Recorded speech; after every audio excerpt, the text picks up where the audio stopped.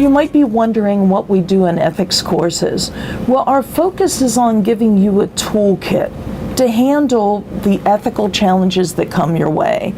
And there are two things that will happen: ethical dilemmas and ethical challenges. An ethical challenge is when you know perfectly well what the right thing is, but you need to develop the courage to actually do it. An ethical dilemma is when it's difficult to determine, well, what is the right thing? Because you can make a principled argument for either course of action. An example would be Berlex, a pharmaceutical company that developed a breakthrough drug for multiple sclerosis. It was a wonderful, wonderful breakthrough. And the problem was, though, for the first few years, they were not able to make enough for everybody who would want it. And they had to decide who gets it and who doesn't. A very difficult decision. And there was no one right answer. So we deal with both of those. Our focus is on giving you a toolkit. We do a lot of casework, discussions, and apply different ethical principles so that when you finish the class, you have a variety of ways of approaching difficult issues. This also, by the way, helps you to be a better manager, because you might manage somebody who is very ethical but looks at things slightly differently, and this will help you understand that person as well. One of my favorite reasons to spend time studying ethics, to spend time working through ethical dilemmas, comes from a study that was done some years ago about people who lived in Germany during the Holocaust. And these researchers wondered, why did some people shelter Jews and other people at risk, even though they put their lives in danger to do that? And why did some other people look the other way? Well, they found that the people who did the right thing, the people who helped people during that horrific time, were people who earlier in their lives had studied ethics or discussed ethics. It might have been at home, it might have been in their house of worship, it might have been in school, but they had built an ethical muscle. They had developed the ability to recognize and think through ethical issues, and they were ready to respond when the challenge arose. You know, it's very difficult when something like that happens to not have done the right thing. And there are many people who are haunted the rest of their life because they didn't.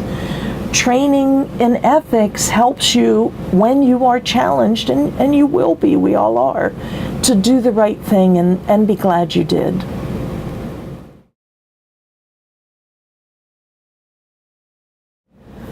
So where do we get our ethical values? Well, we get them from our families, we get them from our friends, we get them from school, we get them from all of our work experiences. Frankly, we get them from all of our relationships and all of our experiences.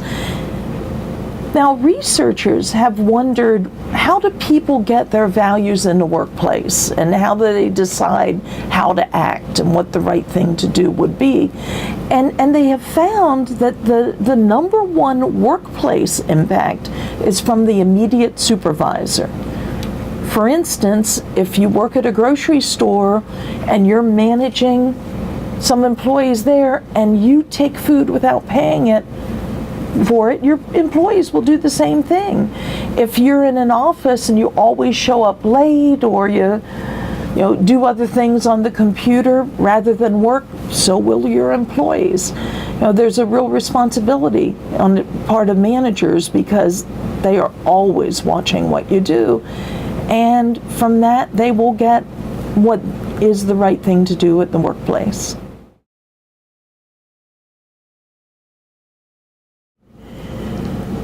Many people are becoming confused about the term sustainability because the usage of the term has shifted over time. Initially, when people used the term, they tended to be talking about the environment. That's not really true anymore. Sustainability refers to the triple bottom line, which is a way of judging firm success. It's people, planet, and profit. If you want to be socially responsible, you have to make a profit. Economic responsibility is part of it. Because if you don't make a profit, and if you aren't there for the long term, you will wreak serious damage upon your employees, the community, the suppliers, and everybody around you. So economic responsibility matters, but so does responsibility to people. And you know, your employees, certainly you should treat them well, your suppliers, the community, so people matter, and of course the planet matters, and we need to take that very seriously. So people, planet, profit is what's called the triple bottom line, and another word for sustainability. There are organizations trying to come up with ways to determine whether or not firms are meeting the triple bottom line. It's much more complex, of course, than just crunching numbers, but it's also more meaningful.